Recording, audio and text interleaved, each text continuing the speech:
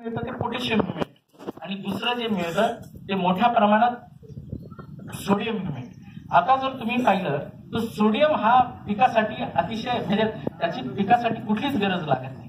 पण पोटॅशियम जर पाहिलं तर पोटॅशियम हे महत्वाचा अन्नद्रव्य आहे.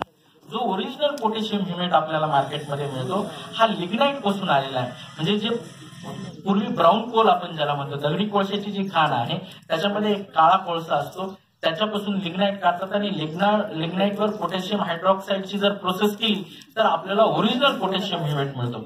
ओरिजिनल पोटॅशियम ह्युमेट जर आपल्याला ओळखायचं असेल तर साधारणतः एका ग्लासामध्ये पाणी घ्या, त्या ग्लासामध्ये काही कण जे आहेत त्या पोटॅशियम ह्युमेटचे सोडा आणि ते पोटॅशियम ह्युमेटचे जर कण त्या ग्लासामध्ये सोडले तर ते 100% वॉटर सोल्युबल होतं.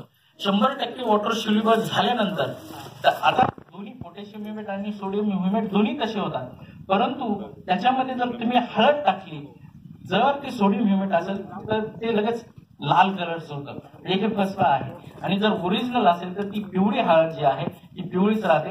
म्हणजे आपण जे पोटॅशियम ह्युमेट टाकतो तो पोटॅशियम ह्युमेट टाकण्याचा एकच हे असतो की तात्पुरतं आपल्या जमिनीमध्ये जे अन्नद्रव्य आहे, जे संयुग झालेले आहेत, जसं अमोनियम कार्बोनेट वगैरे आहे, त्याचं नैसर्गिक चिलेशन होईल, ते घटक जे आहेत ते वेगवेगळे होतील आणि जमीन थोडी भुसभुशीत होईल.